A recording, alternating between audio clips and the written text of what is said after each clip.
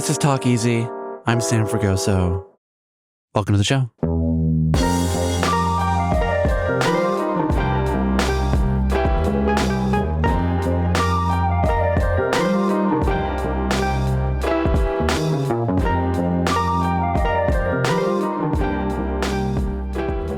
Terry Gross. Yes. Welcome to the show. Thank you. Pleasure to be here. Thanks for coming to Philly to do this. I'm honored. I've never been in Philadelphia. This feels like the perfect occasion to come to Philadelphia. How are you doing? I'm doing okay. You probably know my husband died a few months ago. But, under the circumstances, I think I'm really doing okay. Has it been easy to get back to work in the aftermath of that? He passed April 14th, right? Yeah. Well, I took a couple of weeks off just to deal, organizing the funeral and dealing with some of the immediate stuff you have to deal with. And during that 2 weeks, I also wrote the on-air tribute I did to him. I want people to know who he was. Mm-hmm. So you came back on the air, I think 2.5 weeks after he passed, and recorded an episode, a kind of eulogy to him. Yeah, it was more like, this is who my husband was. I'm going to read you excerpts of his writing. I'm going to play you the music that he loved, that he was writing about in these excerpts, and just so you get to know him. It wasn't about me. It wasn't about the love we shared, the great moments that we had. I did mention a couple of things like how we met, but it was mostly like, here's something else that he wrote, and he loved this record, and here's why. I do want to talk about the love you shared. Oh, okay. We'll wrap our way back to that. So since then, I think my eye just started twitching. Did it? Yes, we're gonna get into it. Well, only if you'd like to. Yeah. You don't have to do anything you don't want to do. Right. So since then, you've been back at work, Mm-hmm. Making 4 shows a week? It was 10. I think it went to 9 and went to 8. Okay, and so it's slowly it's gone like down. a countdown clock. Okay, so you're back at work since then. Yeah. It's my understanding that on Fridays, you and your staff have what you've described as a marathon meeting. Yes. About who's coming on the show and who's not coming on the show. And since our editorial calendars are often very similar, I thought, why don't you share in this safe space who's coming on so that we can prepare our calendar around yours? What's your next question? Okay, my next question is, can you at least tell me what day you plan to sit with David Mamet on Fresh Air? Yes, that is very unlikely. I heard your interview with him. I heard you may be blocking off a whole week for Mamet in September. Yeah. Mamet Week, I think it's called? I think it's called Mamet Week. So I want to just go on the record and correct the things that he said about me before we get to him walking out. So when he was talking about, there's a moment in Sam's interview with him when he's talking about how all his friends abandoned him. Mm-hmm. And he mentions TV shows and NPR, The Atlantic magazine. I forget if he mentioned the New Yorker. I think the New York Times. The New York Times, yes. And then he mentioned me by name, and he said, that I had abandoned him because I used to have him on a lot. On a show he called All Things Considered. Yes, and he said that Terry Gross from All Things Considered, she even came to Vermont, where he lives. Which part of that would you like to correct? Well, I'm not done with what he said, and then I'll correct all of it except for my name. And then he also said that in 2008, when we and everyone else rejected him, we sent him a form letter, which we never do. So I'll start there. We don't send out form letters. I don't host All Things Considered. I don't work for All Things Considered. And I've never been to his place in Vermont. So I'm glad we cleared the air. Yeah. It's just that when somebody gets everything wrong about me, I wonder, what else are they getting wrong? Mm-hmm. In the prologue of your book, All I Did Was Ask, you write that on your bad days, you wonder whether, quote, the autobiographical interview offers much more than the potential for gossip or voyeurism. Well, since we're here celebrating 50 years of Fresh Air, half century in, where are you at on on that these days? I still believe in it Mm. because I really like when people share their lives. It's not, I think a lot of what art is about is finding your life reflected back at you with words or stories that you wouldn't have thought of yourself. And that there can be something very clarifying, very affirming about it. And I also think with an autobiographical interview, when somebody's reasonably honest about their flaws and shortcomings, as well as their great triumphs, that you can find yourself in that. Or the opposite, in art and in autobiographical interviews, you can learn about people who are totally unlike you and still see what you share, the shared humanity. So I still have a lot of faith in them. There's some books and some interviews where I feel like, well, there's a little bit of self-mythologizing here, or a little bit of like intentionally making your life into the moral of the story is, or like, anybody can achieve this. All you have to do is work hard, which I really do not believe. What do you not believe? I think that some people have a gift, and working hard helps them enhance the gift, focus the gift, improve the craft to help the gift. But I could work 10,000 hours. You've worked much more than that. No, I don't mean on interviews, but I could work for 10,000 hours, like learning to play piano, which I played when I was a little child, or 10,000 hours, writing or something. I would never be great. Do you know what I mean? Mm-hmm. It takes more than time. It takes a certain aesthetic that you're kind of born with, or that gets ingrained in you. It just takes more than time. So that's why I don't believe in like hard work and anybody could do this. Some things, yes, but not art. Do you think you had some gift that was innate in asking questions? Well, I wouldn't call interviewing necessarily an art. Do you know what I mean? I think all the hours that I spent interviewing, I really learned a lot. Mm-hmm. You don't think it's an art? I don't know. I just feel like as an interview, if I called it an art, it would sound pretentious and self-aggrandizing. You've done over 15,000 interviews over 50 years. Whatever the count is, yeah. At what number are you allowed to be a little self-aggrandizing?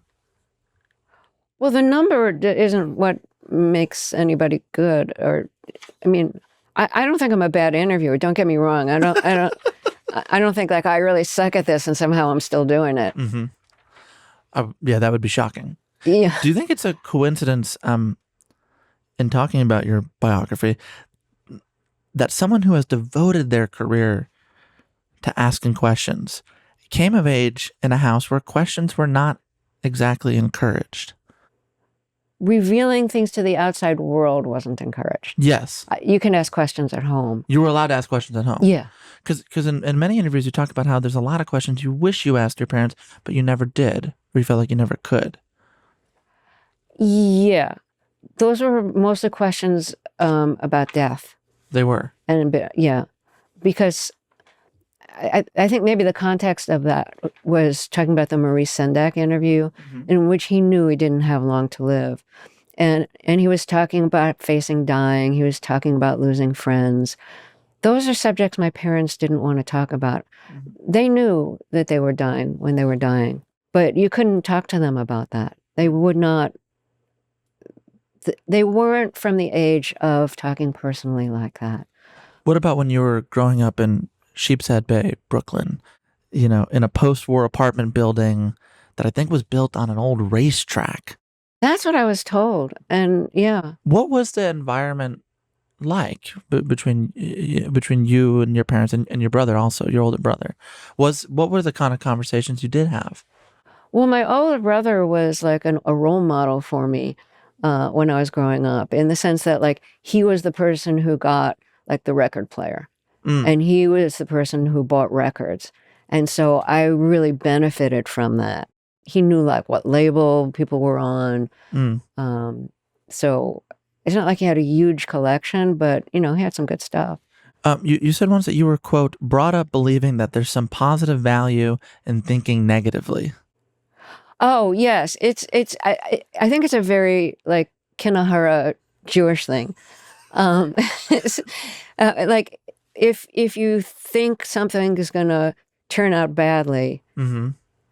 then you won't be disappointed when it turns out badly. Sounds a little bit like a Mel Brooks quote. Hope for the best, expect the worst is a quote. It's a quote from one of his lyrics. And that's like, when asked for, do you have a motto? That's what I offer. That's your motto. Vanity. I did one of those back page Vanity Fair Q&As. The Proust questionnaire. The Proust questionnaire. And so you had to give your motto. So I wrote, hope for the best, expect the worst. But also it was like, if you expect good things to happen, they're not gonna. It went along with my father's, expression that like, no one ever said life was about pleasure. Like weekends, you get some time off where you're allotted a certain amount of pleasure. But during the week, it's like. What was your mother's motto?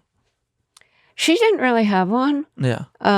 Most people don't have mottos. Yeah. I mean, it wasn't literally his motto, but it's something that I heard, and certainly that I probably internalized.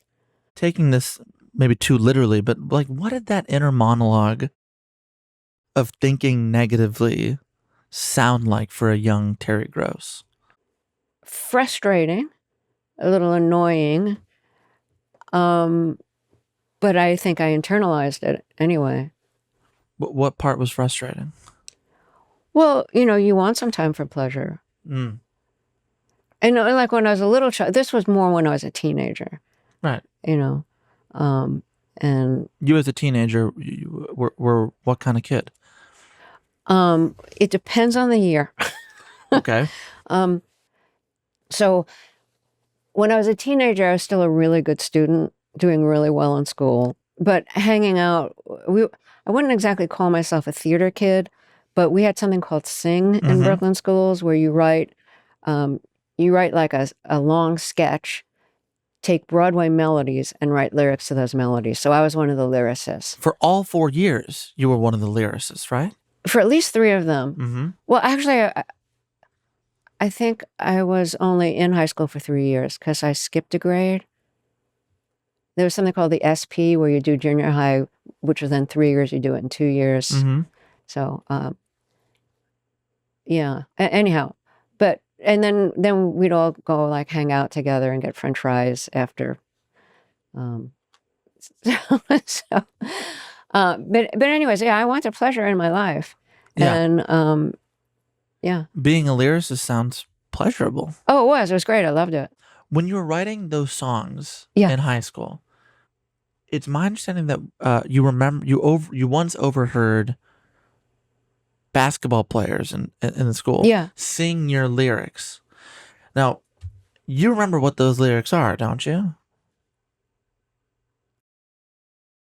I'm too embarrassed now to reveal them. Hold on. You've said in the past that you won't say them. What if we sang them together? We're not going to do that. There's no way we're going to do that. You don't even know the lyrics. Well, that's why if you teach me, just give me imagine yourself as Stephen Sondheim. Just give me one line. Let me think this over. Okay. I may live to regret this. That was the alternate title of your book, right? The alternate title of a lot of my life. Okay. So the premise one year was that it was kind of like a ripoff of How to Succeed in Business Without Really Trying, where the main character finds like a rule book for success, like a self-help book for success called How to Succeed in Business Without Really Trying. So without ever having seen the play, the musical, which is a great musical, we kind of used the same premise. And the premise was that we wanted to be like cool, and we didn't know how to be cool, so we needed a handbook. And so the melody was to L'Chaim from Fiddler on the Roof.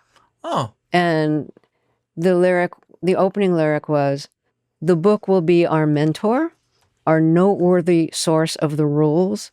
It will teach us explicitly in sheer simplicity, step by step, to be cool. The school will marvel at how cool and groovy we look." They won't suspect that the gimmick is that we are they won't suspect that the gimmick is that we are mimickers of a 16-page book or something like 60-page book. What? Excellent. I'm done. Excellent. I'm totally done. With the interview? No. I'm not going to pull a Mamet. Or a Bill O'Reilly? Or Bill O'Reilly, or several other people I can think Faye of. Dunaway? Or Faye Dunaway. Or Monica Lewinsky? Or Monica. Or Lou Reed after 6 minutes in 1996? Yes. I can keep going of fresh air walkouts. It's an illustrious roster, I have to say. It's a really great roster. Yeah.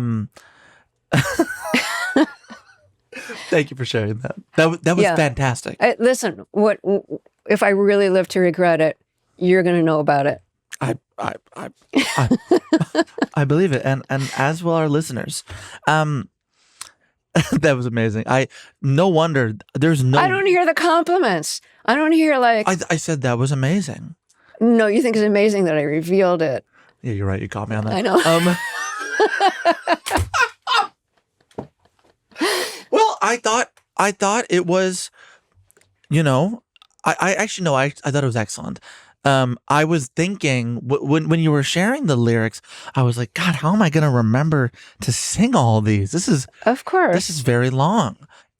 Was it satisfying to hear your fellow classmates singing your words? Oh, it was great. I felt so affirmed because I wasn't in with like the basketball crowd. Mm-hmm. Even though I was what was called a booster, not a cheerleader, but somebody who just kind of screamed loud and got to wear like a special jacket with the team's name on it. But I didn't really know the guys.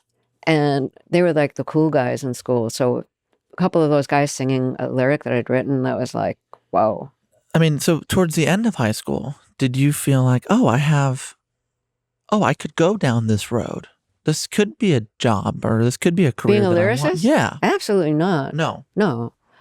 I don't know if I was thinking as deeply about it.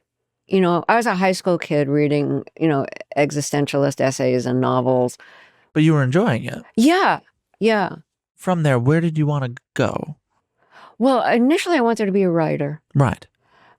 But I got disabused of that pretty early on in college. In your freshman year? Yeah. You had two teachers that gave you two different responses to your writing. Opposite responses. One of the teachers read one of my essays, some of it out loud, and said, and he wrote on my paper, like, you have the ability to really like break up language, and do something new.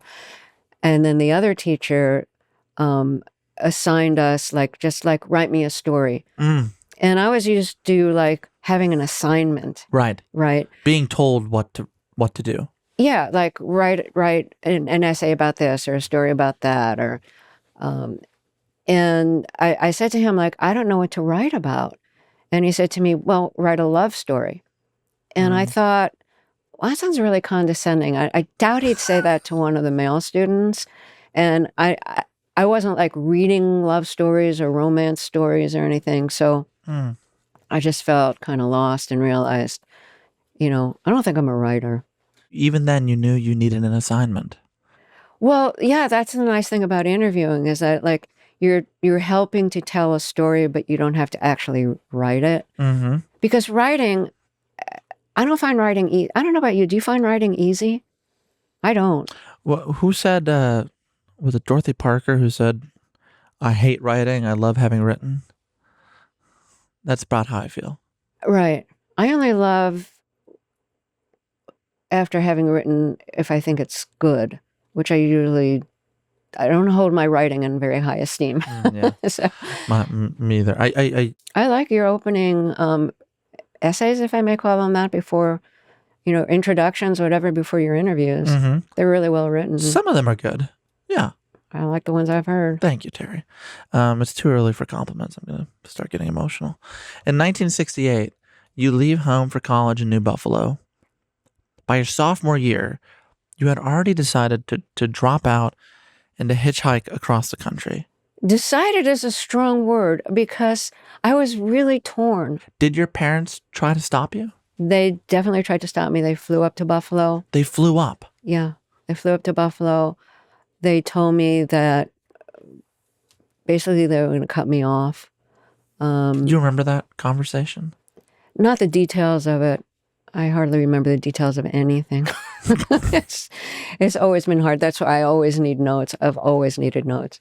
But I remember it was horrible. I mean, I love my parents, and although I needed to rebel against them, I didn't want to break their hearts. My father actually, at least my mother told me, because they were in Brooklyn, I was in Buffalo. My mother said, like, you've made your father literally sick. He's in bed. And it was just like tearing me apart. But I felt so much like they were trying to hold on so tight that unless I kind of really cut the string for a few minutes, that I'd always be like capitulating to the person who they thought, to their idea of who I should be or who I was. And I needed the ability to change. I think one of the real values of college, in addition to what you learn in the classroom, especially if you're privileged enough to go to out-of-town school, or if you have the desire to go to out-of-town school, not everybody does, is that you get to rewrite yourself in ways that you later realize are hilarious. But some of it was really necessary. Who did they think you should be? A good student, well-behaved, somebody who they could hold out as, a good daughter who would make them happy in ways that, according to their standards. And you have to keep in mind, too, there's this huge generation gap at this point. I see all these people now who are so close to their parents. And it was just the opposite with my generation and many people I knew. Because, like... And they were Eastern European. My grandparents were Eastern European immigrants, and my parents were, grew up during the Depression. My father had to drop out of high school because his father died, and he had to help support the family. My mother went to, like, secretarial school because that's what you did if you were a woman or a girl. She certainly didn't have the money for college. My mother was, like, really smart. But, I don't think she would have ever thought of it. I think she was a smart woman, and she wanted you. And she read all the time. Yeah. And she'd go to the library every week and take out a new book or two. Sometimes I'd go with her. And she'd read the book. So did you feel like you had to break their heart in order to find your own way? I didn't feel like I had to break their heart. I just felt that I had to, at that point, disobey them.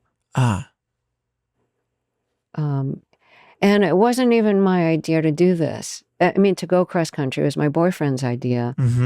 And I was really, in a lot of ways, looking forward to, like, settling in this, like, student-run complex.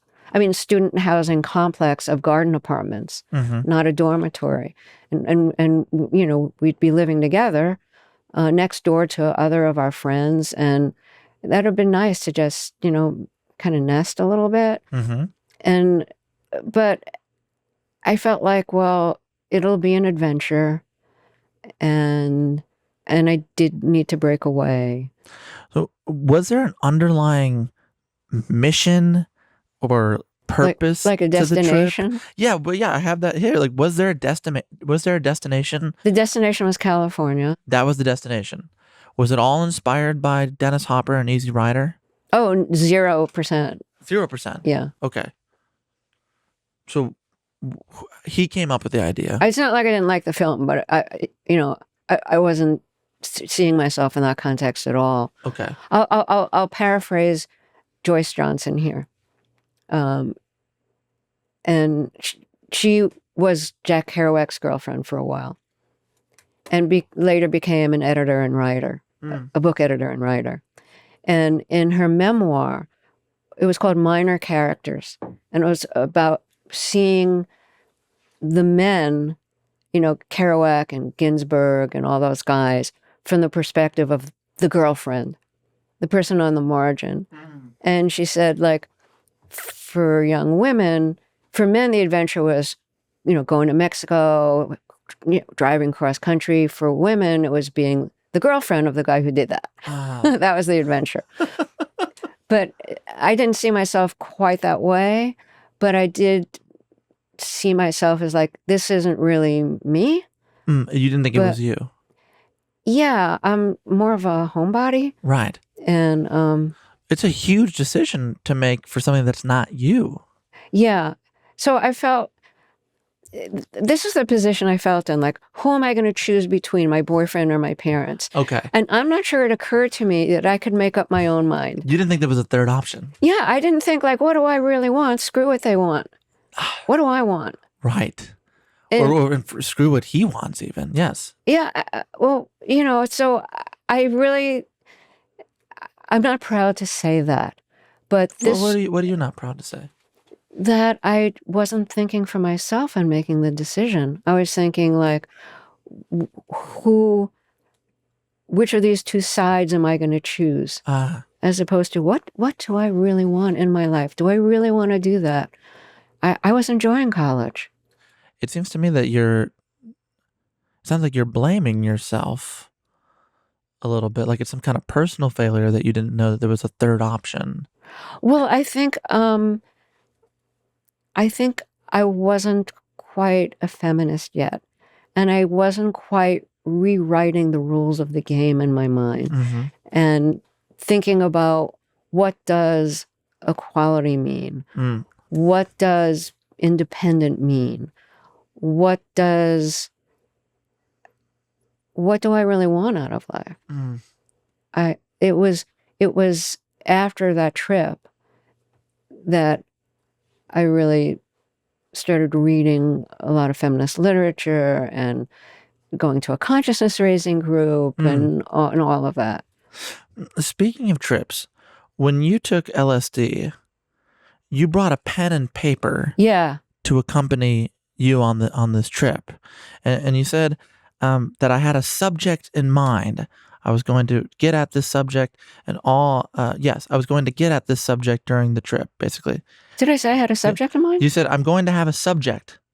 Yes. What was the subject? The trip. The trip itself. Yeah, I thought I'd write about that. Okay, and you thought that would open up your writerly... doors of perception. That's what it would be. And did it? Well, it opened up my perception for sure. But the whole idea of writing about it seemed absurd. It seemed utterly absurd, because the whole idea to me of the experience was the experience. Exactly. Not because when you're writing, you're standing apart from the experience and describing it, as opposed to fully experiencing it. And to me, this is about, like, that's ridiculous. Get rid of the pen and paper. Just experience this. Live this. Where were you when you did it? Central Park. Really? Yeah. Oh my God. Not for the whole time. Right. You were walking around, I assume? Sitting, walking, writing. No, just kidding. My last question about this period. You went to Woodstock. Oh, yes. You seem exasperated me bringing this up. No. It was a mixed experience. How come? Did you ever see the movie Weekend, the Godard movie Weekend? Yes, I have, yes. It reminded me of a scene from Weekend. A kind of nightmarish scene. And then when we got there, it's just like, I was so crowded, and having to use those, like, really filthy Johnny on the spots. It was so unpleasant. Is that a porta potty? Yeah, like a porta potty. They're called Johnny on the spots? Well, some of them are. It sounds like like a a band John, that like a could have John on been the playing spot. Woodstock. Yeah. But anyways, Yes, go ahead. I enjoyed the music. That's what I was going to ask you. Yeah. The perf- And I was glad I went. It was really it was an exciting experience. is there a performance that you still when you think back on the time you go, God, that was amazing. I was there. Because I've seen the movie, like, I'm sometimes not sure who I saw and who I saw in the movie. Yes, of course. But I think Sly Stone. Yeah. I think I really saw him. That's amazing. By the end of the trip, you once told Philadelphia Magazine back in 1992 that you felt very much like a voyeur. I felt like everybody had a life and I didn't. This was when I was traveling cross country. Right. Which is one of the things I got out of the trip. Yeah, that's what I want to talk. Go ahead. Oh. What did you mean? What did you mean by that? Yeah. So, along the way, but especially in California, we were mostly crashing in people's houses. And, everybody had a thing that they were doing. Like they were an artist, or they were devoted to something, gardening or something, that had a passion. Single-minded. Yeah, and they had a passion that they did well and that gave their life like meaning and purpose. The way you sort of were in high school as a lyricist. Yeah, and just as a student, and having friends and all of that, and I didn't feel like I had that, especially since I'd already decided I wasn't a writer. Hmm. And so seeing all these people, like, I wanted that in my life so badly. Mm. But you didn't have it then. No. And it's not until you come back home, you finish college, and you're working a not so interesting job typing out faculty policy menu. You could call it not interesting. No adjective necessary, no qualifier necessary. The thing that made it kind of interesting? If I'm going to be corrected, I'm so glad it's by you. No, I'm not saying you got the word wrong. And no. I mean it sincerely. No, Sam. Yeah, you misunderstood me. I'm correcting you now. Yeah. I just meant like it's worse. I'm getting flashbacks to David Mamet. Oh my God. I'm out of here. I know. I'm just saying it was more boring than you described. You didn't need to call it. You said not so interesting. It's like just not interesting. I actually have a not so interesting explanation as to why I said not so interesting, and I won't share it here. No, share it because you do so much research. No. Well, yes. It's because, oh my God, this is so dumb. I don't want to waste time with you here. But it's because, why? Because you said everything. It's because you said when people ask about college, you would say everything interesting was happening outside the classroom. It was the protests. It was the music.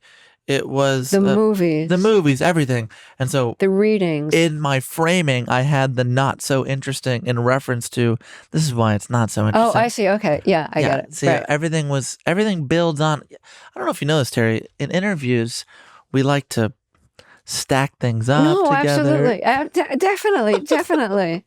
And I edit things in my mind as I'm doing the interview. Do you do that? Oh my gosh, constantly. I've been editing this whole time. Oh, okay. It's distracting, but you got to do it. It's very annoying. But you have to. Why? Why can't I just be here with you?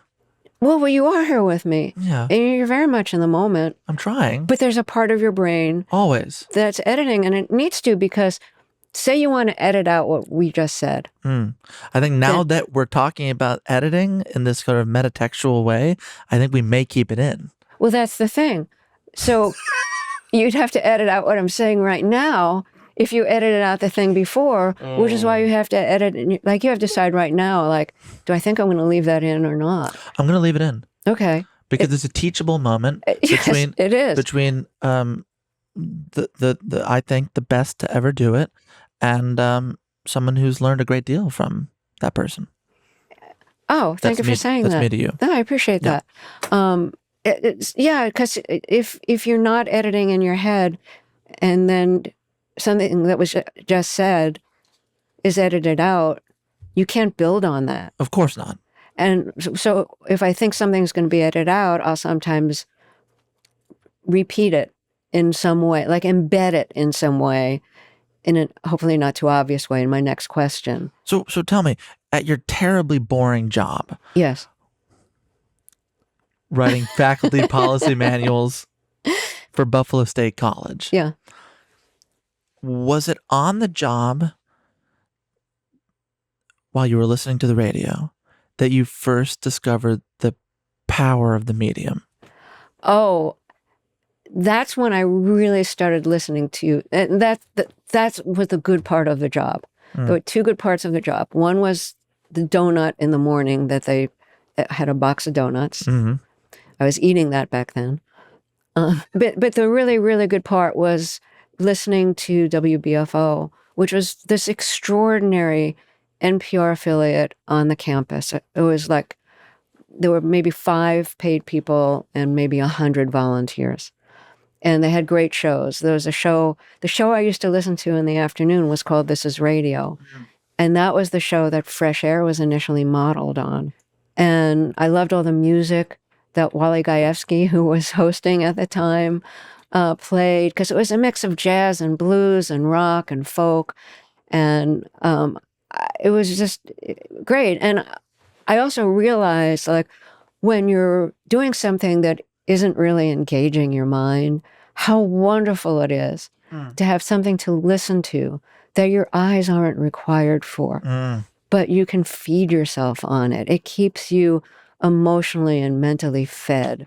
So the way I actually got into radio was not by listening, because I never dreamed that I could do that, but at this point, I was kind of fishing around to, like, what am I going to do next? I still don't have the passion, the work kind of passion. You wanted to be one of those people you met on your road trip. Yeah, like to have the passion that they had. And coincidentally, one of the women who I live with, because we were living in a group situation, couple, single person, and she was going to be on the feminist show on WBFO, the station that I was listening to. So she's going to be on the feminist show. So all the women in our house kind of gathered around the radio to listen. And she really surprised us. She came out on the show, which wouldn't have been a big deal, but she hadn't told us yet, her roommates. So when she came home, we had a long talk. And she said that her girlfriend was going to move from the feminist show to the lesbian feminist show. And suddenly there was an opening on the feminist show. And suddenly, I'm not the kind of person who, at least back then, I wasn't the kind of person who would go and say, hey, can I work on your show? I have no experience. I've never done this. I don't know anything, but I'd love to work on the show. But now that there was an opening, and of course there was no money being paid, so they could only get volunteers, I had my roommate's name, and I had a recommendation. She gave me the number of somebody to call. And they said, well, why don't you come and do an audition? And I did.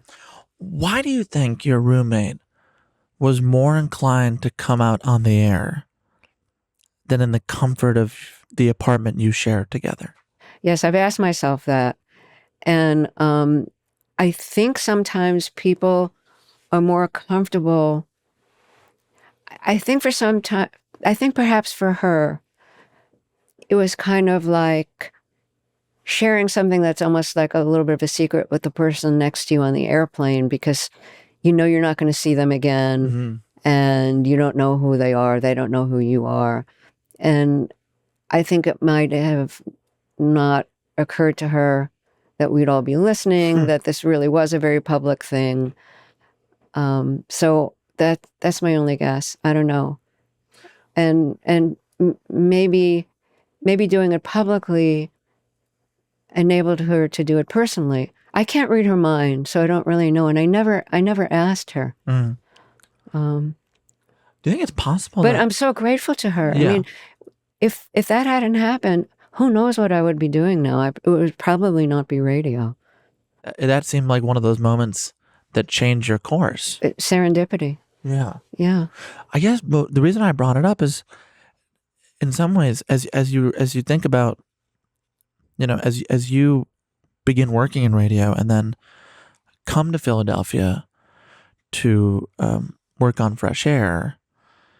The station was called WUHY, I think, then, and Yes. now it's WHYY. Did something about the fact that she did share it on the air and not in the apartment inform the way you thought about the power of the medium? Like, oh, this can be a space in Yes. which people share things that they do not share in their Absolutely. day-to-day. Yes. Mm-hmm. Yeah. For that, and the reason I speculated about the reason why, but I'll never really know. Yeah. Tom Boswell, who was or is still a sports writer, once said that he thought that sometimes people felt more comfortable talking to like a professional. You know what I mean?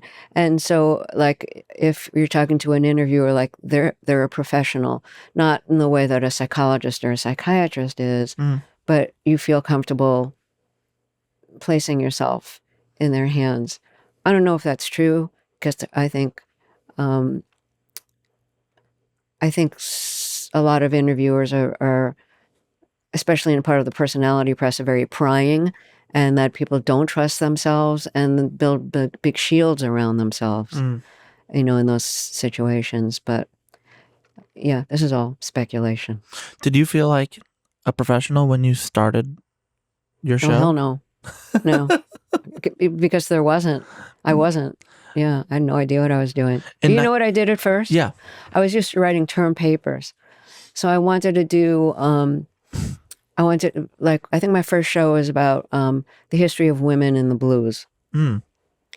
And I basically like wrote a paper. Oh, no, actually I think my first two shows was like women in the blues. And my other first show was about women's clothes. Like, why were there bras and girdles, like restrictive undergarments, long trains on skirts and stuff, and so I didn't know anybody who knew about that stuff. So I went to the library and did research and read my paper. It was like the worst radio you can imagine. We actually have a clip from that. Do you want to put it in here? I'm kidding. There's no clip. Oh, thank God. You terrified me. Your face just went red and dead. Yes. The way your whole body shifted when I said that. I appreciate that you think I could find that one. Well, you do so much research. If anybody could, you would. Thank you. In your Proust questionnaire, yes, you wrote, "Who would I be? Where would I be without the year of 1978?" What happened in 1978? I'll take it chronologically. Take it however you like. Okay. Danny Miller, our executive producer, who was a senior at Temple University, became an intern on Fresh Air.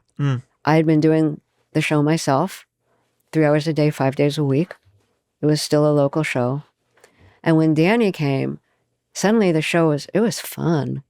I had like a partner, and we shared very similar taste in music, in movies, in comedy.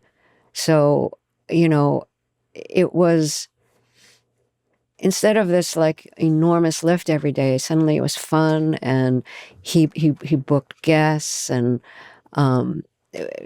he lived just a couple of blocks away. So I remember once there was like a blizzard, and he just ran and got some comedy records and brought them over, because no one was going to get to the station to be a guest. So it was good. And then the second thing that happened was that Francis, I'd been told, one of my good friends worked at the campus record store on the Penn campus, which is just a few blocks away from the radio station. And I knew from my friend that Francis had a huge record collection, including a lot of out-of-print records. So I had dinner with Francis, talked about the possibility of him doing a feature. He did an audition tape. It was incredibly well written. Like, I wasn't expecting that. And he became a contributor to the show. And then we started seeing each other. And that's how our relationship began. And then Bill Siemering came. And Bill was basically the creator of All Things Considered. He was like the show that you used to host. Yes, exactly. The show that I used to host in David Mamet's mind. Just to be clear, that was all in David Mamet's mind. So Bill Siemering was, I think, the first vice president for programming at NPR, and he'd also been a former general manager at WBFO in Buffalo. So he became the station manager in Philly.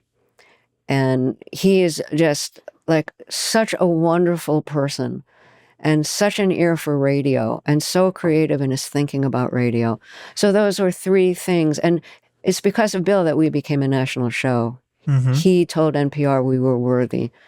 And, my husband, my dear friend and co-conspirator in radio, and for many years, our executive producer, and Bill, all within months. It sounds to me like, did you first fall in love with Francis, or did you first fall in love with Francis's writing? It's hard to say because I already liked Francis. I wouldn't say I'd fallen in love with him yet, but his writing amazed me, and his writing is who he was. So, well, how do you mean? That was his passion. And we were talking about having a passion. He wasn't really writing much at the time. He was working at the listening booth. Yes, that was a record store, but he was listening to music constantly. It's hard to describe music. He could really do it. Plus, he knew all of the history behind it.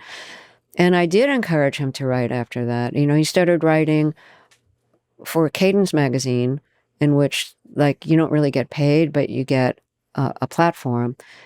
And he might have just started doing that himself, but I encouraged him to write for the Camden Courier Post. It's a paper, I don't know if it still exists anymore. And he started writing for them. And then he started writing for the Inquirer, freelance. But he started developing a portfolio and really learning how to write a review for a newspaper and how to do profiles, like short profiles, newspaper profiles of people. I was thinking about the two of you living these parallel lives together. Like him becoming a writer, you working tirelessly. So with the help of Bill Siemering, the show became national in 1985. When it was weekly national, and in 87 it became daily national. Right.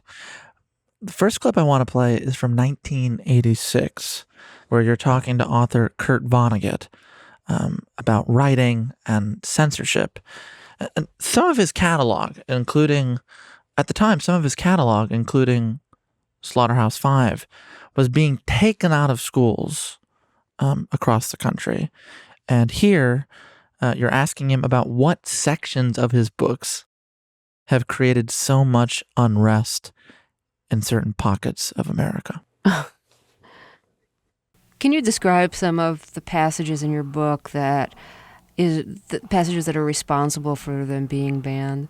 No, and neither can the book banners, as they customarily haven't read them. And these are nice people. They're usually not very well educated. They have kids. They want to help the community in some way. They run for the school committee. And so suddenly, for the first time in their lives, they are dealing with books since high school or whatever. And so they are over their heads.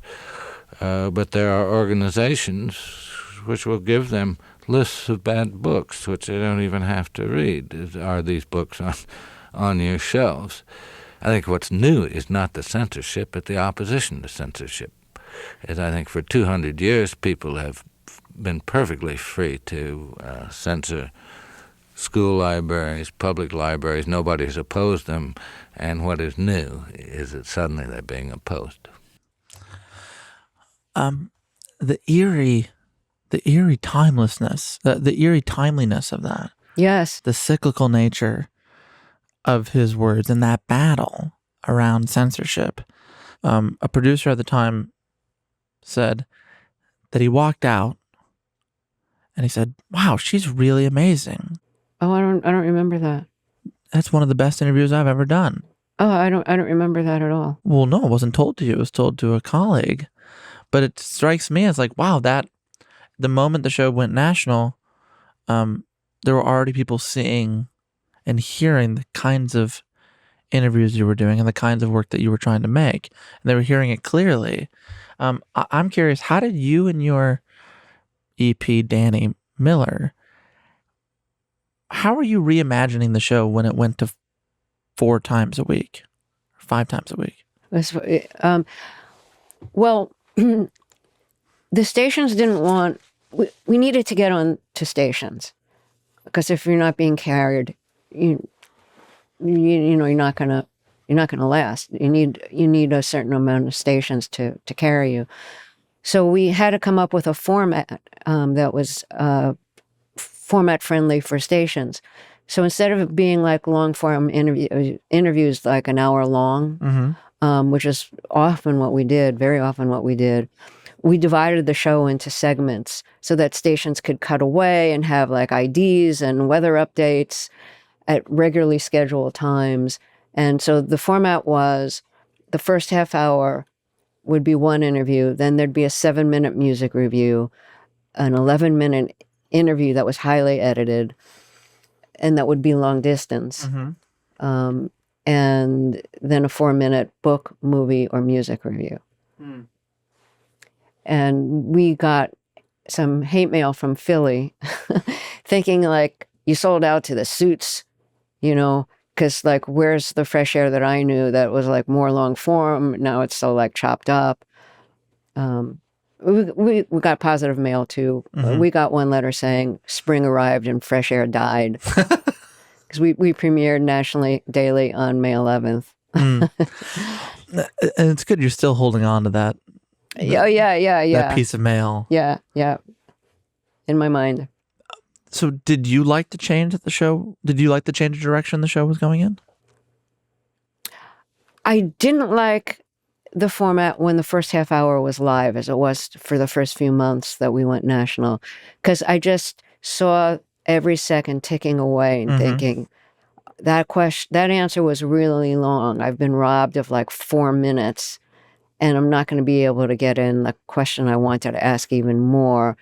And instead of radiating some sense of calm, I think I was just getting more and more anxious. Like, don't you know the time that you just wasted?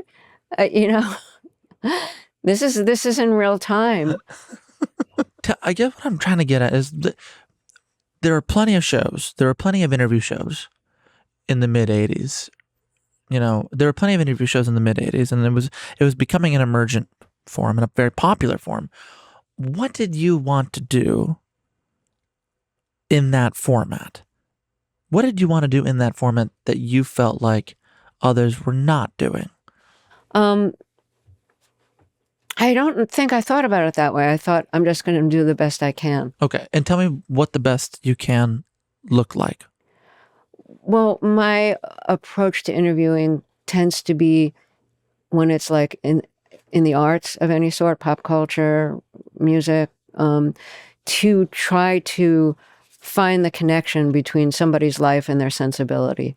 Like what shaped their sensibility? Like, you know, some people are born with a gift, but the gift is shaped by their upbringing, their parents, the world around them. You know, if they were poor, if they were rich, if they were sick, if they were well. That shapes the stories that you tell. It shapes the things that you were exposed to, and your gift kind of forms around that. So what created the person whose work we love? And who is that person? Do you think one of the reasons you're good at that? Do you think one of the reasons you're especially attuned to doing the kinds of interviews that you do is because you were an English major? I think that is very connected. in two ways. I always loved reading and books. So, talking to authors was a joy. I mean, like, I don't have to join a book club. I get to talk to the writer. That's the thing I liked about English class, is that you got to talk to people who had just read the book, and to a teacher who'd probably like taught it 100 times. Yeah, I think as an English major, you learn to read between the lines. You learn what makes a good sentence, even if you can't write one yourself. You learn a lot about language and what makes something interesting. There's a boring way and an interesting way to tell a story, and you learn the difference. You get exposed to new words, and yeah, I always want. How does that happen? Yes, and I also always love movies and music. So finding out who the people were, how that was created, all of that, I loved it. One of the writers who did it very well, who came on your show very often, was John Updike. Yes. And I want to play a clip from the first time you had him on in 1987, I believe it was. A writer's job is to, by way of fiction, somehow describe the way we live. And to me, this seems an important task, very worth doing. And I think also to the reading public, it seems, even though they might not articulate it, it seems to them something worth doing also. In a way, what you are doing is you're giving, Pascal said this somewhere, you're giving back people themselves. You are, by describing as best you can the fantasies of your own life, you are showing other people what their lives are like. And in a way, you are giving people life, you are clarifying their life for them. And so this is not an insignificant task, is it? No, that's a great way of looking at it, too. Well said, John Updike. He spoke in paragraphs. He did. He literally spoke in paragraphs. And that's exactly right. And he was, I loved his writing. Oh, well, I love his writing. I don't have to put it, he's not here anymore, but his books are. Yeah, I love his writing. The way he's describing the utility of writing, the job of the writer. Clarifying, giving people their lives. Do you see the function of fresh air in similar terms? Only in the sense that I think you can find yourself in other people's stories, true stories, as well as in their art. So I think it can be very affirming to hear somebody's story and say, like, I'm not the only person in the world who felt this, or like, I've always felt it, I couldn't express it, but that person put it perfectly, which is often how I felt about Updike and his writing. Do you still get that from interviews? Yeah. For yourself? Yeah, my life is not perfectly clarified. And, your life, my life, I won't generalize, my life keeps changing. Yeah. As you go through different stages of your life, your needs, your body, your interests, your future, your present, they all keep changing. And there's different things you want to read at different stages of your life that you find, sustaining in some way. Is there something you're thinking about? Not in particular, but just that, there's always room for more clarification. And there's different things you want to read at different stages of your life that you find, sustaining in some way. You said there's so many things here. No, but it's interesting. I'm seeing myself reflected in you. What I mean by I don't mean you're borrowing from me. I mean, like, what I mean is that sometimes in the middle of an interview, I even say this to my guests. Sometimes I say to them, just as you just did to me, just give me a minute. I don't know what I want to ask you yet. I just need to think about what direction I want to head in. On making the show, you've said in the past, it's like you're slowly being changed every day by doing this job. And I just so love that idea. Like, your job is to re-engage and engage with new people. And in doing that, you are somehow changed by it. And as we talk about the highlights of the show, I want to talk about some of the moments where you had your own David Mamet walkouts. Yes. I mentioned Bill O'Reilly earlier, Lou Reed, Faye Dunaway, but there's one in 1999 that has really stayed with me, and it was with Monica Lewinsky. And at the beginning of the episode, you said, I had a really ambivalent reaction when asked whether I should do the interview. Yeah, we've gotten called by the publicist. Yes. And you said, in asking about her relationship with former President Clinton, would I be a good journalist or a voyeur? And there's that word voyeur again. Like the same kind of voyeur you felt on the road trip. But in this case, it was literally about sex. Yes, in this case it was. And there's a section before she walks out that I thought we could hear together. Sure.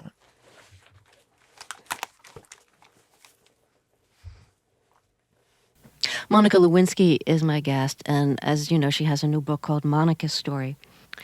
Let's talk a little bit about what you believe the relationship with President Clinton was about. You've described the president as your sexual soulmate, and yet he had told you that he had had hundreds of affairs before he was 40, but after he was 40, he'd made a concerted effort to be faithful. Then he confessed to you that he kept a record of the days he didn't cheat on his wife. So when you hear something like that from someone, what delusions can you have about the specialness of your relationship? Well, I think first let me just correct because, Please. and only in fairness to him, that he said my recollection of what he had said was that he had kept a record of the days he had been good. And so I think to go a step further and say that his being good was necessarily days that he didn't cheat on his wife is kind of a jump that's a little bit too much to make, and it's not really fair to him or to Mrs. Clinton. And I think I felt that also at the time when he sort of said hundreds of affairs, that I didn't necessarily think that was literal, that there were 100 other women, but I don't know. I think for me that it was understanding, and it was seeing that we had some sort of a connection, and the connection started, it was a physical attraction. There was an attraction there, and it developed into a lot of other things that come from being intimate with someone, not just physically, but emotionally. You describe in the book that the first time you engaged in oral sex, he talked with a congressman on the phone about Bosnia. And at the same time, while that's happening, you're thinking, we clicked at an incredible level. And, reading that, I just couldn't help but wonder how he could be on the phone while this is happening, and you're thinking about how incredibly well you're clicking. I certainly am not going to go through and reenact for you verbally what was going on and what my feelings and emotions were at the time. I think you just have to accept at face value that that's how I was feeling and that that's what was going on for me.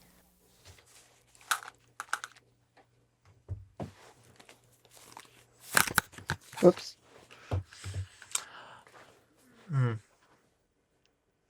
It's an interesting piece of tape. Yeah. I have two things. One, how did you feel listening to it? I have very mixed feelings about having done it. I had mixed feelings before the interview, and I had mixed feelings after the interview. And I wrote at the end of it, because she walked out. She walked out after I asked a more explicit question, which was, can I repeat it? Yes, you can. Yeah. Did she say the part in the interview? Can I ask this off tape? Did she say the part in the interview about how he was on the phone with while she was having oral sex? Yeah. Oh, okay. Yeah. About talking about Bosnia. Yeah. Yeah. So yeah, when she said this interview is after the Bosnia question, after the oral sex question, that's when she walked out, saying that the questions were too intimate. They were. this is not a question I don't usually ask people about having oral sex with somebody, but it was in her book. Right. And reading her book, I felt like, how can I not ask about this? Mm-hmm. And I don't know if her book was ghostwritten, and I don't know, when a book is ghostwritten, I'm never really sure how carefully the author, the subject has actually read it. You had this problem with Nancy Reagan. Yeah. But I felt like I had to ask. I didn't feel good about it. Mm-hmm. But at the same time, I was told afterwards that she was led to believe that the interview would be about a recent trip she had taken and about writing the book and all of that, not really anything so specific about the affair with Clinton. And she ended her tour after this interview. She didn't just walk out on me like that was the end of the tour. You put an end to it. Well, yeah, it's not what I wanted to do. I didn't want to hurt her. Yeah. And I ended the interview, when the interview was over, and I later wrote the back announce to the interview, I said, it seemed, she wasn't comfortable with the question. I wasn't comfortable asking it. And this seemed like her walking out seemed like a fitting end to an interview in which the interviewee was uncomfortable, and so was the interviewer. Do you think you hurt her? I know I did, and I'm really sorry about it. I've never apologized to her in person, but, I'll stand by the fact that I asked the question. Like, in that moment, I will stand by having asked her that. Mm-hmm. But trying to imagine what she was going through at the time, and like, so why did she even write a book? I imagine she wrote the book because there was probably a lot of legal fees. Mm-hmm. She probably got a really nice contract. Why did she go on a tour and be interviewed? That was probably part of the contract, that she'd have to sell the book. Right. And maybe she was reassured, as I was told by somebody, I don't know who, that that's what the interview was going to be about. Just like her recent trip to I forget where, and writing the book and other stuff she was doing, not directly about the affair with Clinton. I can't imagine what it was like to go through what she went through. And now I think she's like really managed to turn the worst thing that happened in her life into something that's really like productive and useful for other people, trying to, help women who have been trolled. Because like there was no such thing as trolling yet. There wasn't an internet, but she was really just dragged through the mud in every way imaginable. And I whether or not whatever level of responsibility one thinks she should take for what happened, it's still, I can't think of anything more horrible than experiencing what she did in the aftermath. I'll tell you that I had not heard that tape until preparing for this episode. And two things stood out to me. One, the show, as you've said many times, reflects culture. It doesn't create culture, it reflects culture. And I think part of that, I think what that also means is it also reflects the cultural and moral values of the moment. And I think at that time, that interview was very much in line with how she was interviewed in other places. But it struck me as like, given what we have gone through in the intervening 26 years, would you have done that interview like that now? I'm not sure I would have done the interview, and I wasn't sure I should have done it then. Yeah. But reading the book, I felt like I can't, it seems so delusional to me, but that's through the lens of who I am. Yes. And she was young, and obviously didn't seem delusional to her then. I felt like I had to ask it. Yeah. It's not the only thing I asked, and I had other things I would have asked, but it really stood out to me. And yeah. I think maybe what I'm trying to get at is the nature of your job. Was she doing interviews? Yeah, she was doing interviews. Yes, she did some others. Yeah, but it seems to me like the job is it's like almost an impossible task in looking back at it because you are reflecting the culture and the values of that culture. Your questions and your line of thinking is very much in line with that time in which the thoughts were had and the questions were asked. That's right. And it makes looking at some of the past work challenging because when I hear that tape, I don't imagine. It's hard for me to. When I hear that tape, it doesn't sound like the woman who started her radio program on woman power. Right. But at the same time,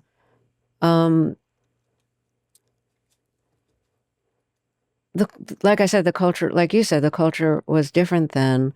And I felt a responsibility as a journalist Right. to, address something in the book that seemed just a little delusional, Yeah. because everything had already happened. And she's still insisting at that point that they were sexual soulmates and that they clicked at an incredible level. Like, look at how she's evolved. Mm-hmm. So I think we were both living in a different time. Yes. I don't think she would have written that if she was writing it today. Yes.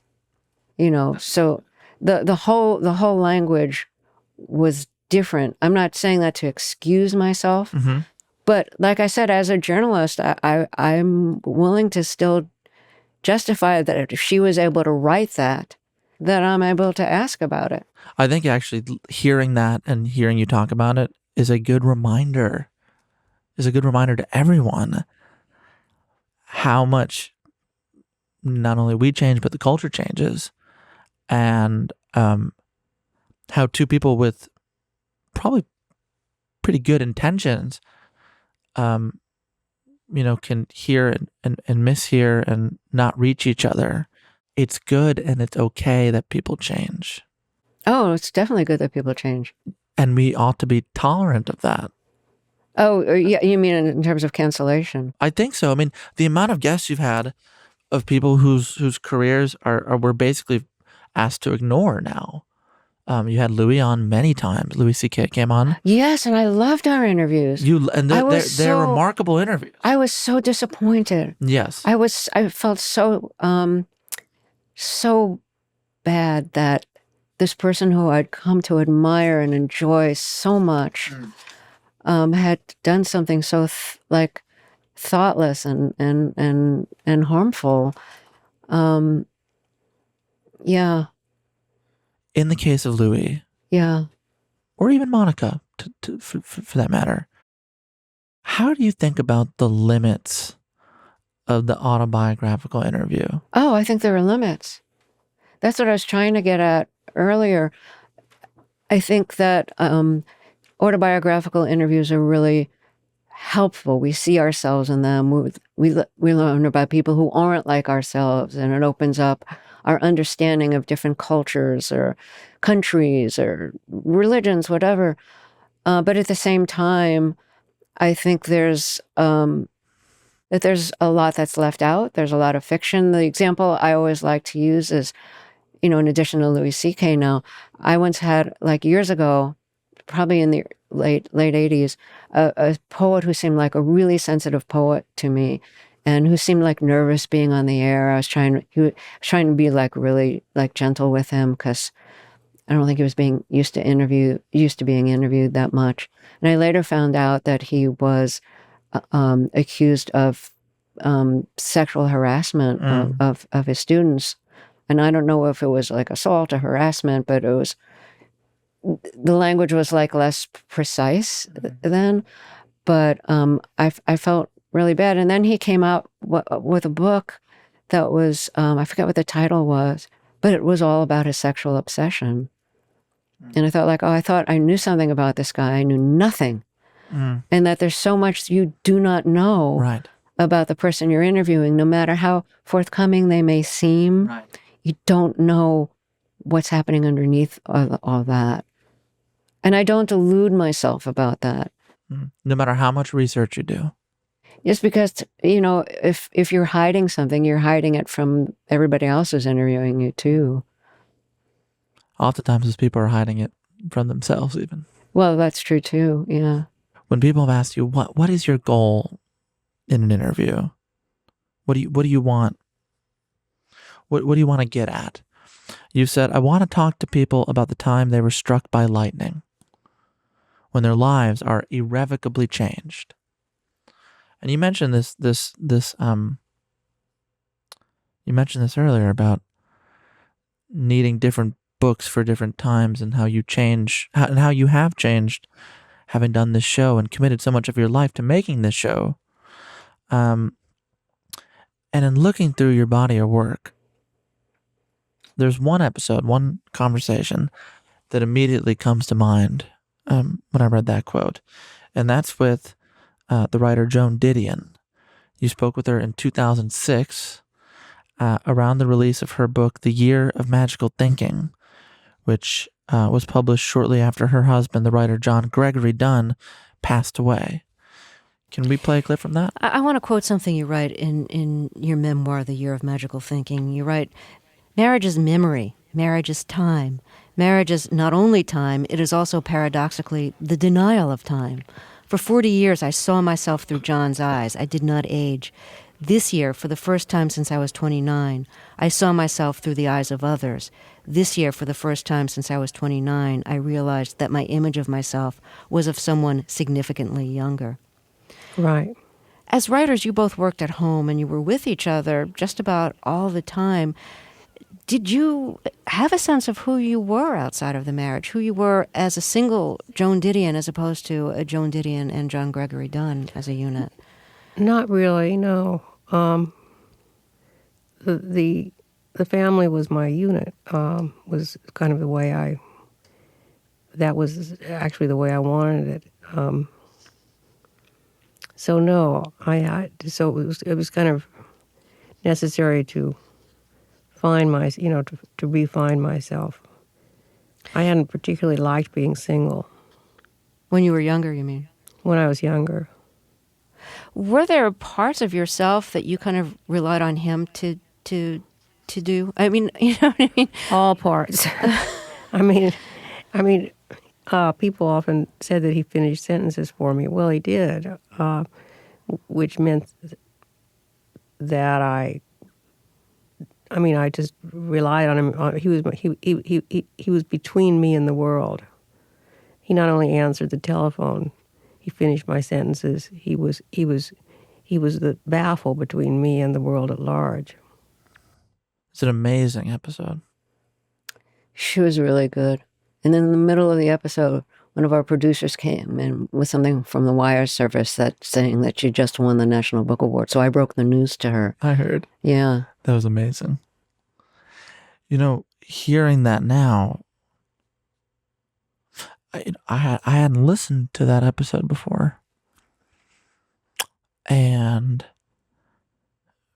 in discovering it, I, of course, could not help but think about you and the year you have had.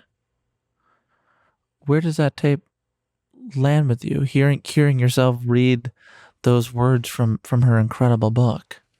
Well, I think her relationship with her husband was really different than mine. But I'll tell you, when I read her book, it was for the interview because the book was just coming out. Mm-hmm. And I found the book impossible to put down and impossible to read. Impossible to put down because it's so well written and it's so emotional, and impossible to read because it's so painful. And I just kept thinking, what if this happened to Frances? What if Frances suddenly died? I can't imagine anything worse. How do you endure that?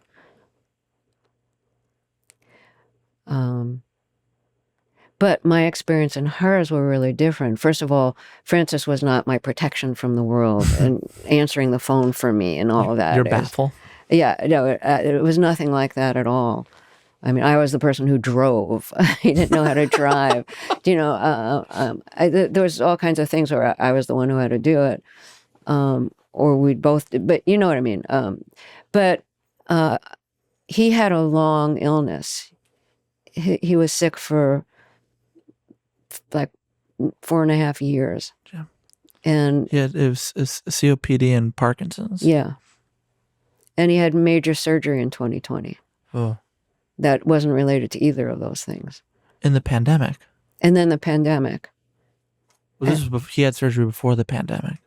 No, he had surgery during the pandemic. Jesus. So I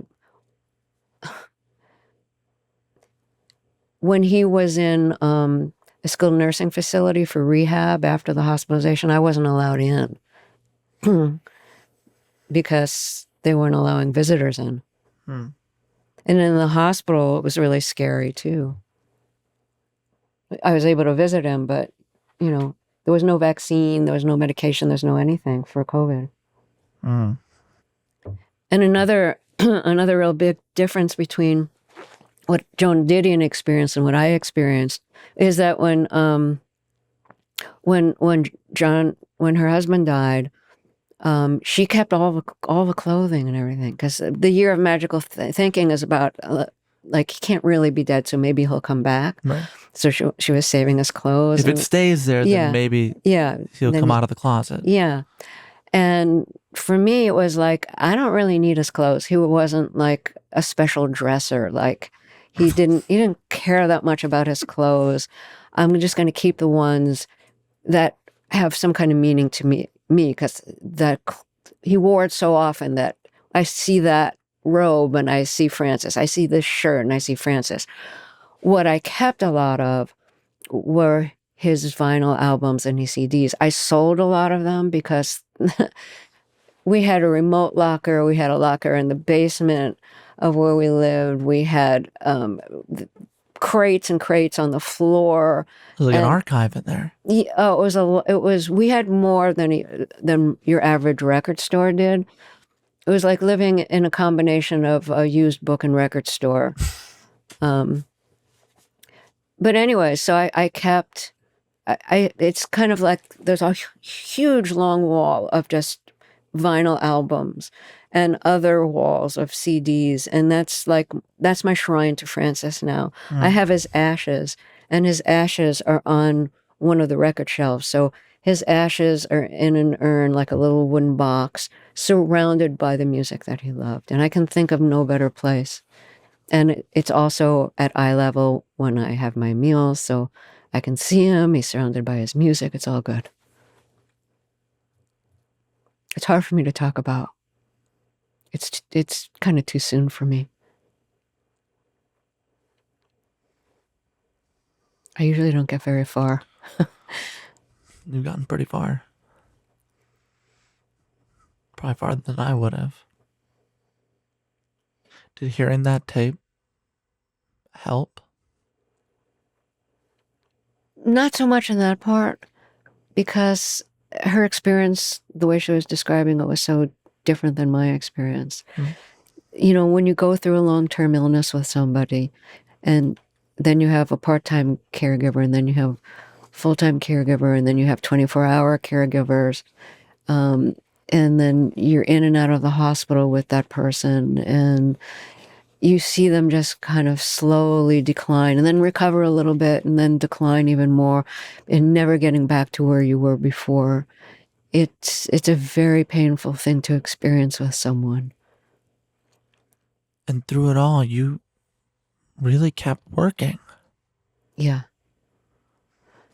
Was that hard, or was it in some ways helpful? It was helpful. It was helpful to me, because I don't think I would have survived if I was just home the whole time.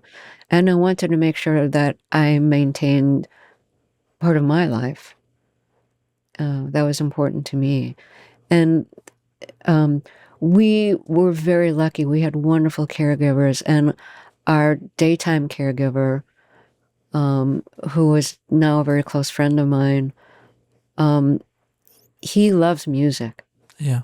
And he loves movies, and he loves television, and keeps up with all of that. And so he and Francis would have like great talks. And Dev would, he'd take him to the movies when there was something that, Francis wanted to see. And either, he'd be able to walk there with assistance, or even if he was in a wheelchair, our caregiver was like very, very strong, and we just like wheel him over the cobblestones and to get to the movie theater. And Francis also liked to be alone. He really wanted to be alone a lot of the time. And so just being alone in his office in our home was what he wanted. If I was there, it's not like we would be spending all day together, you know? So I don't think it was a hardship during most of those years for me to be working. I think what was hard was that I had to work in the evenings too, you know, just to do more research. Remember in the beginning you said that with that Maurice Sendak tape, Yeah. which we'll hear a little bit of at the end here, that you got to have the conversation about death with him that you didn't get to have with your parents. Were you able to have those? I'm going to need a minute. I'm sorry. Okay. It's okay. Sorry. No, it's okay. Does anyone in the control room have a tissue? I think actually I do. Do you often need them for interviews? Yeah, usually for myself. Oh.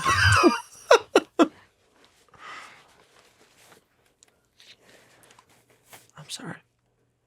No, it's okay. It's very soon for me. We can talk about something else if you want, Terry. The answer was I never really did quite have that conversation. I think it was very hard for Francis to talk emotionally about it. It's hard for most people. I know. I tried. You tried with him. Yeah. But you know, there's a distance that you have with an interviewee where you feel empowered to ask anything. And I always tell my guests, if I ask you anything too personal, let me know and I'll move on to something else. And when I'm asking something super personal that I think might be crossing a line, I'll say, this question is what I meant when I said, if I ask you anything too personal, and you're not going to offend me if you tell me it's too personal. So I'll ask the question, feel free not to ask it, not to answer it.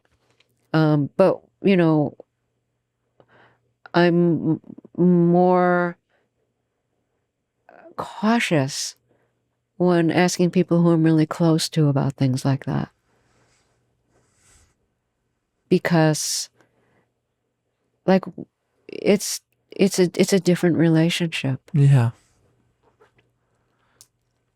I think about this all the time. Do you really? Yeah. What are your thoughts?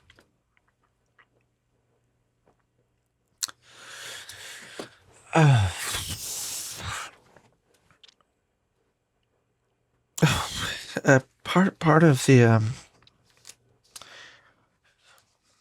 it's hard because part of doing this with you, I knew going in that we would have to talk about this, or that I'd ask you about this.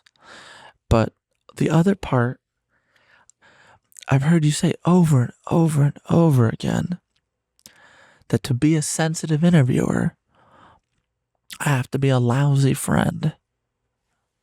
I've heard you say that in interviews for 25 years. Yeah.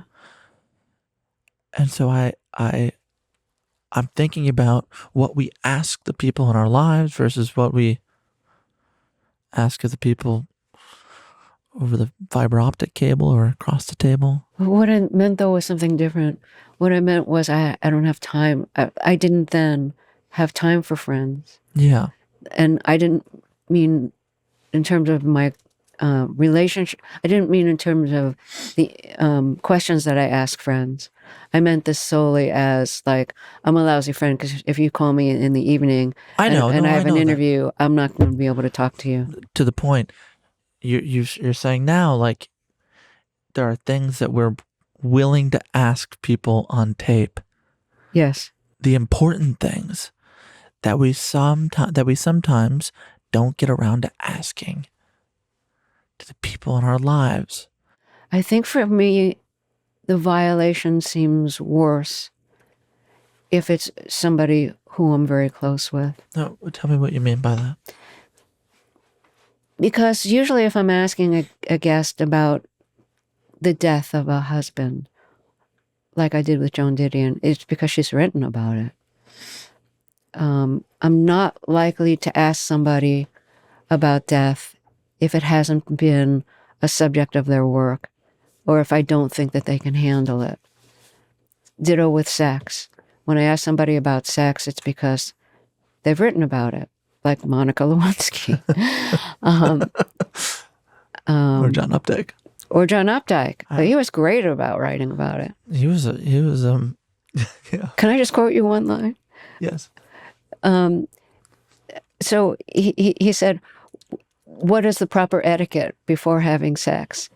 Do you ask if the person needs to use the bathroom first? As if you were going on a long trip together. I just think that's so great. It's amazing.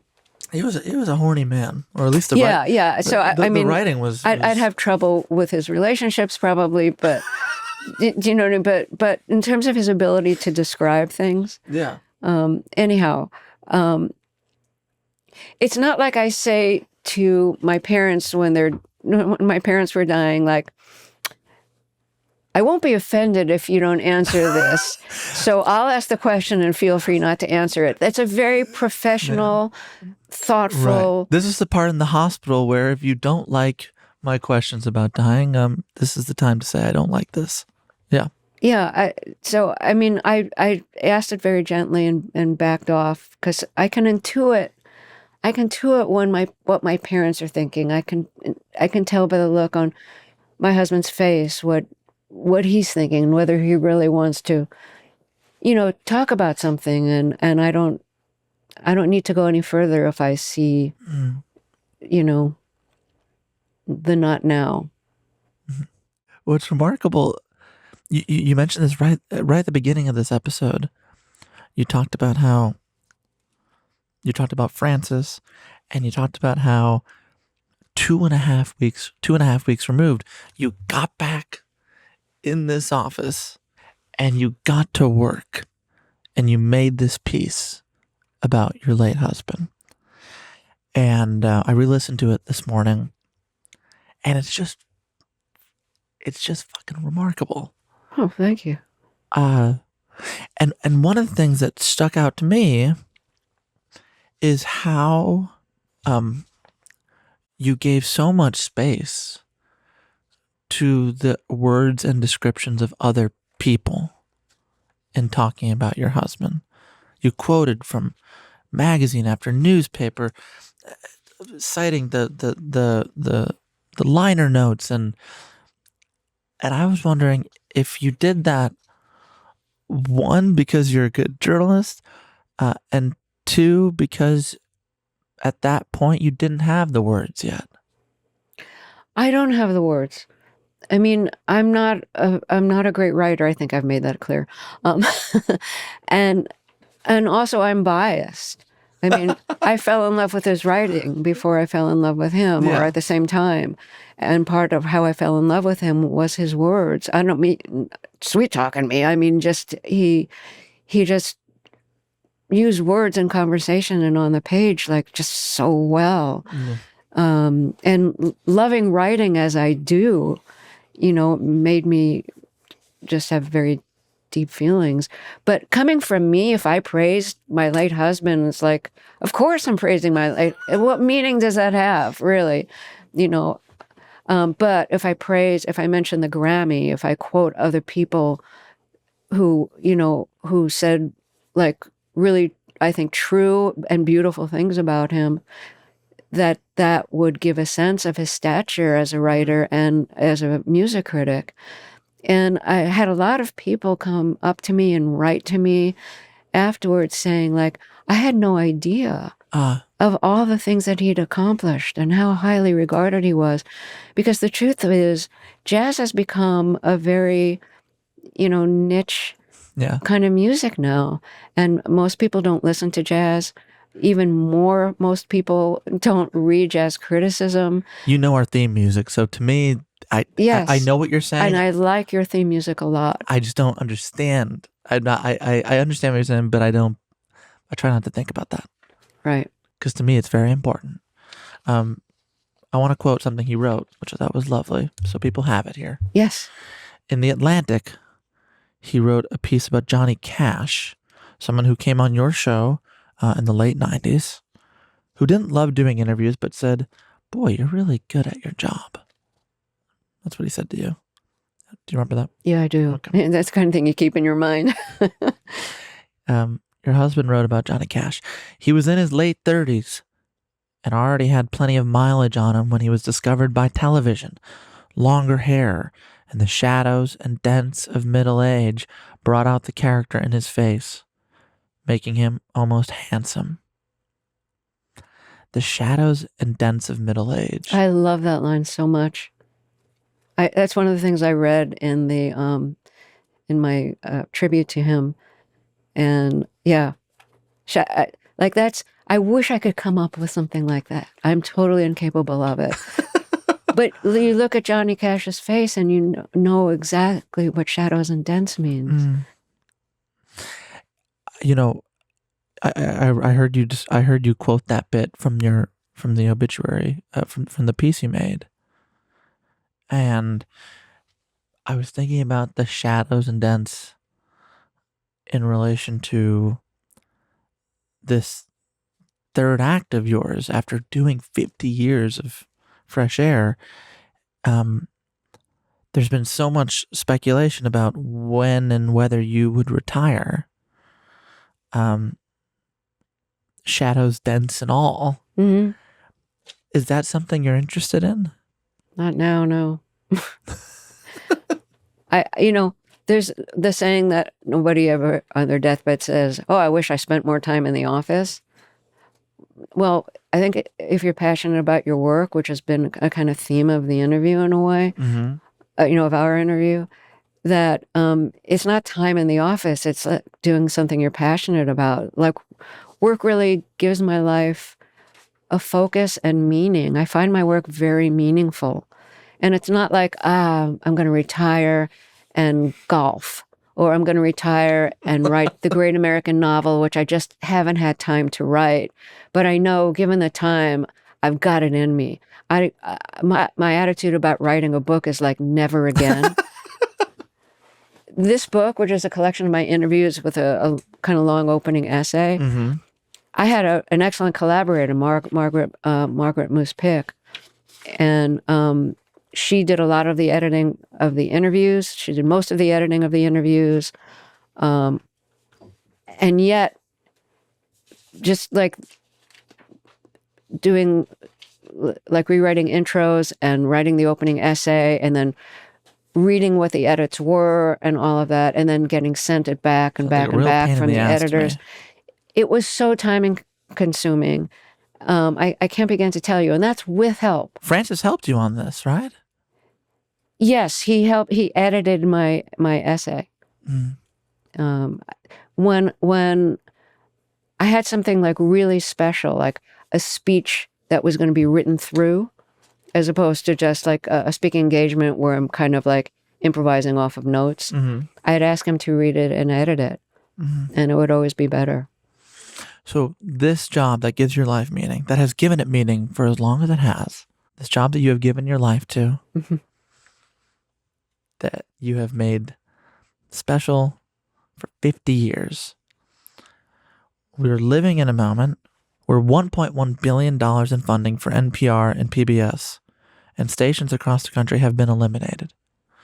It was voted on and passed through the Senate in part because of Pennsylvania's own Dave McCormick, who voted in favor of this cut. The New York Times have called the cuts a time bomb for the public media system.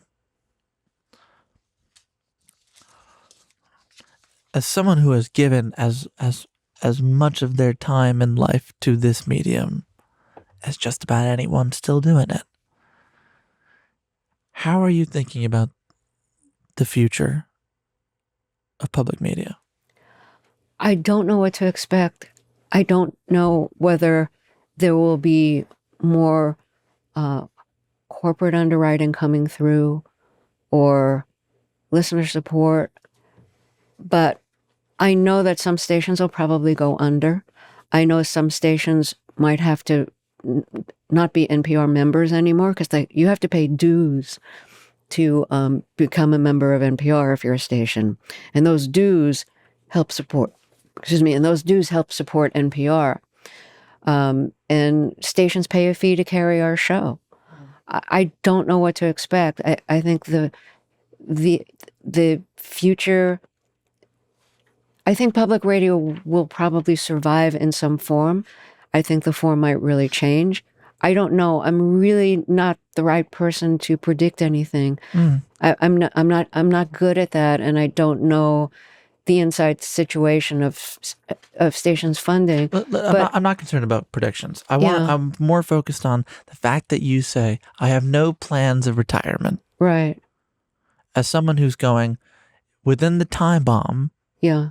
As the New York Times called it, I want to stick it out and do this job that gives me meaning. How are you feeling day to day? Well, day to day, I just do my job. I don't think about the long-term future of public media day to day, at least not in a consuming way. I think about it a lot, and I don't know what the future will bring. I do know that public media, I'll just speak specifically about public radio right now. It has contributed so much to American culture and journalism. There is still nothing in the audio space that's like All Things Considered or Morning Edition. Absolutely nothing. There's a zillion podcasts. None of them have reporters around the world. Maybe the BBC has a podcast. But there's nothing on the radio, let me put it that way, because All Things Considered and Morning Edition aren't whole shows on the podcast. But there's nothing on radio like that.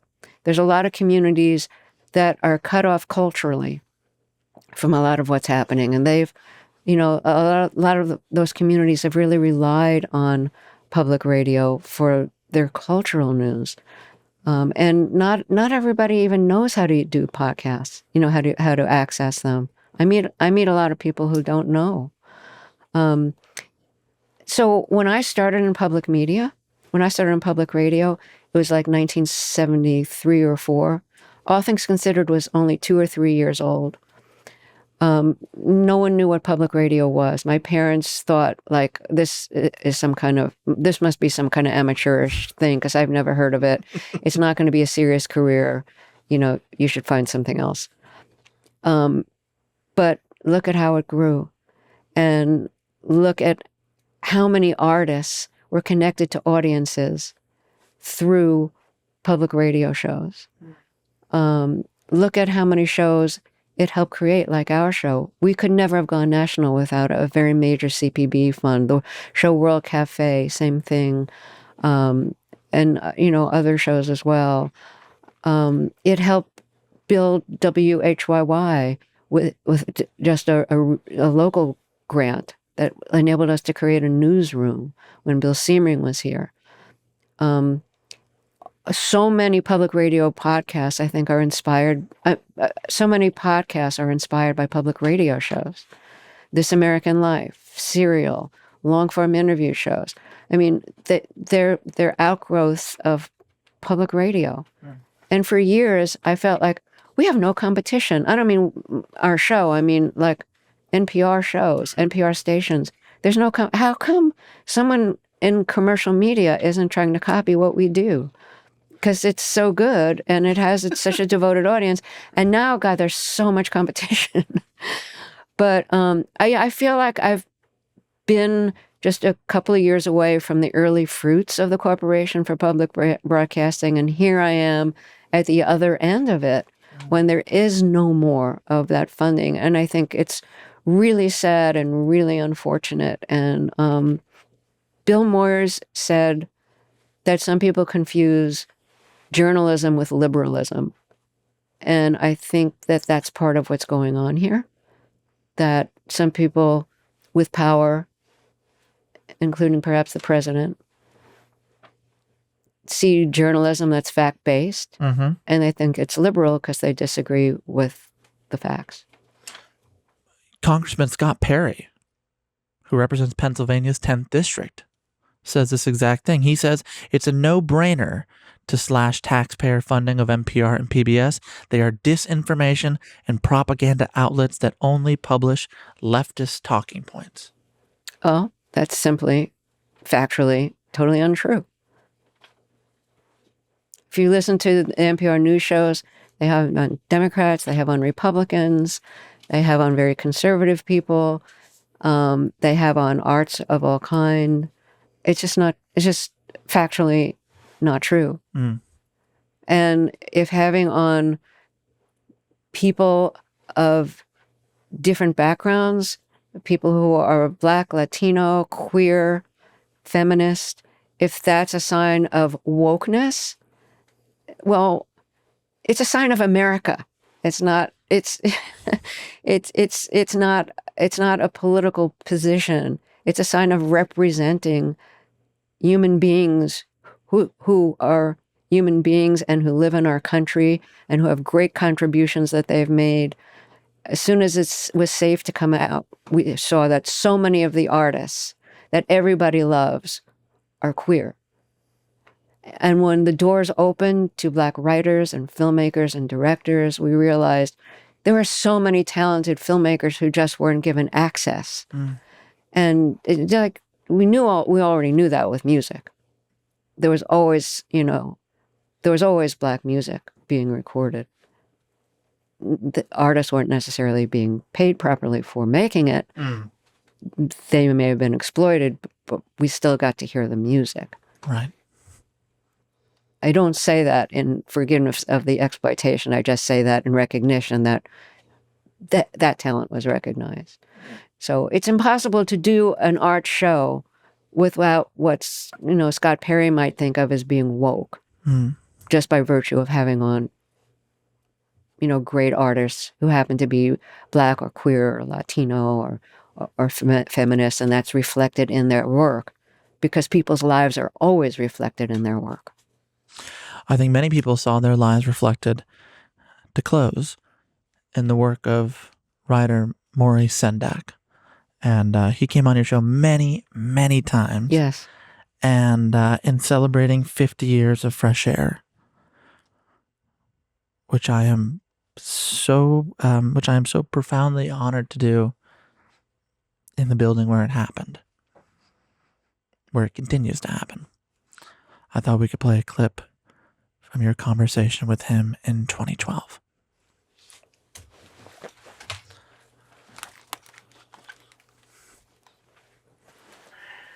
I have nothing but praise now, really, for my life. I'm not unhappy. Mm-hmm. I cry a lot because I miss people. I cry a lot because they die and I can't stop them. They leave me, and I love them more. But I have my young people here, 4 of them, who are studying, and they look at me as somebody who knows everything. 4 kids.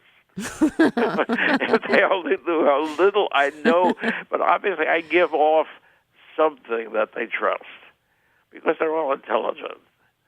Oh God, there are so many beautiful things in the world which I will have to leave when I die, but I'm ready.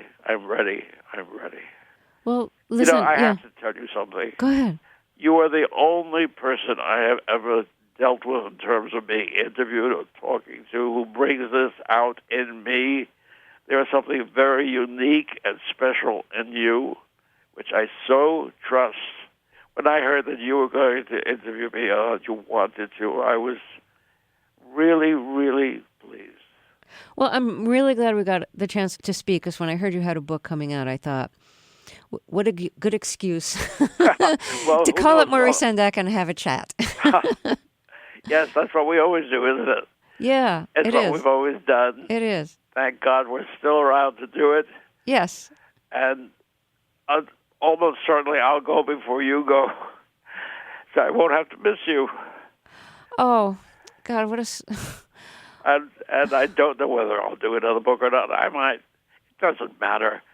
I'm a happy old man. But I will cry my way all the way to the grave. Well, I'm so glad you have a new book. I'm really glad we had a chance to talk. I am too. And I wish you all good things. I wish you all good things.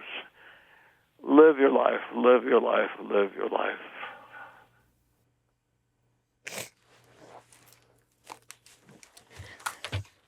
Need another tissue.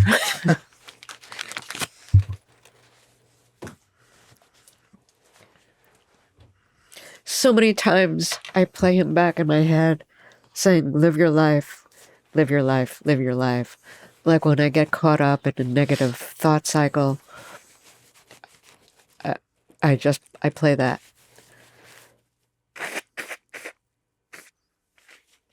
My emotions have been very close to the surface since Francis died.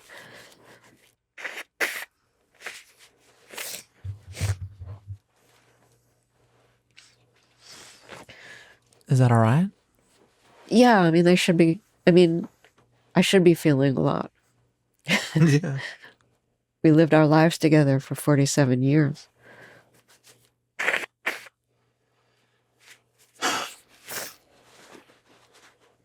It's okay. Why are you saying that to me? Because I feel like maybe you're uncomfortable that I'm tearing up and everything. Oh, no. I'm just holding the space. Yeah. I also want to reassure you that I'm okay. It's like... You don't have to reassure me anything. Okay. Okay. That's not what this is. Okay. Are you? Yeah, I really am. I know. There's still a wound. There's an absence. But I'm okay. Yeah. I have a life. I have friends. I have work that I really treasure. I have people who I see every day at work who I really care deeply about. I enjoy seeing them. I enjoy being in their company. I enjoy relationships built around a common purpose. Mm. And I have that. I have that in a very profound way. When you hear that tape now, it has new meaning. Yeah. And what is that? I feel like I understand more what it's like to be in the position Maurice was in, where he had been sick for a while, he'd been declining, he couldn't travel, which is why we spoke on the phone. And to know that death is near, and to, but to still find, he still found beauty in the world, and I love that he did. That's very meaningful to me. And I really hope that when I'm nearing death, if it doesn't come suddenly, like if I know I'm nearing it, I hope that, music and, movies or whatever still brings me, pleasure and connection and meaning. Yeah. I know music still mattered to Francis at the very end. When he says, live your life, live your life, live your life. As we go, how do you want to go about living the rest of it? I'm in a day by day right now. I mean, I know I'm not going to retire now. So give me a good day. A good day? Yeah. A good day, like at work, is when an interview goes well. Or just a day when, I'm at the point in my life where I'm not looking for like the big exclamatory kind of pleasure. Do you know what I mean? I'm not planning on any great physical adventures. I was never a physical adventurer. I was always been a physical coward. Yeah, me too. Oh, really? Oh, 100%. Outside of playing basketball, that's it. All right. And I'm not much of a traveler, kind of a homebody. But to me, I just want inner equanimity, like inner contentment. And that could just be having dinner alone or having dinner with a friend. It could be talking to somebody in an interview. It could be just working with the people I work with. It could be taking a walk by myself. It could be sitting and watching a movie. Do you know what I mean? But just to feel content and comfortable in my own body and in my mind. And that doesn't always happen. But that's what I seek. And the positive value and negative thinking? Well, that I can't turn off. But those times occur, you know, and that's when I say it like, I'm okay because I still have times like that, you know. What did your dad say about pleasure again? No one said that life is all about pleasure. And he's right, it isn't, but you shouldn't say that in a scolding way to somebody who's not exactly a hedonist. You know, if you look at me and look at my, you know, the life I've always led, I've always been, you know, on the introverted side. Studious. Yeah, exactly. You'd never think like, that woman, all she cares about is pleasure, and she doesn't work, she doesn't focus. You wouldn't be saying that about me. I guess my last question for you is, for 50 years, people have listened to your interviews. They've read them in this book. And part of what happens is what Updike talked about. That they see their lives reflected back at them by hearing about other people's experiences. Do you feel, given all you've done, that after 15,000 interviews, 50 years, that hearing other people's stories, trying to understand other people, has it helped you better understand yourself? I think so. Yeah. In the sense that it's been helpful to me to hear people talk about things that I would be embarrassed to admit to myself. And I don't mean like criminal offensive things, but just like thoughts and feelings that, you know, I tend to keep to myself because I think it would reflect badly on me or, you know, be embarrassing in some way.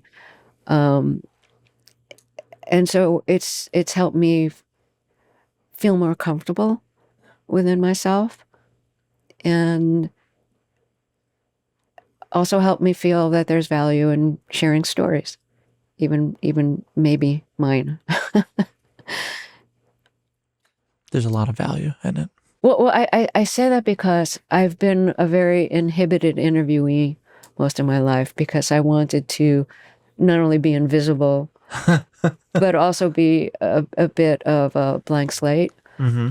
And I feel like I've been at this long enough that maybe I can say more about myself.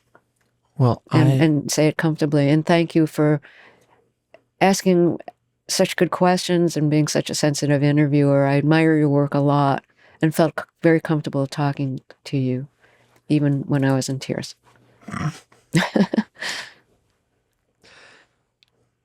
Thank you. You said back in the day, why don't more people do the kind of interviews that we do at NPR? And I assure you, and I know you know this, but I'll say it so we have it on the record, that there would not be one episode of Talk Easy if it weren't for you. Thank you, Sam. It means a lot to me. It means a lot to me because I admire your work a lot. And I think you're really good. I learned from the best. Terry Gross, thank you for all the time and everything in between. Thank you. Can I give you a hug? Yes. Well, that's the only way to end this. Oh, God, you're so tall.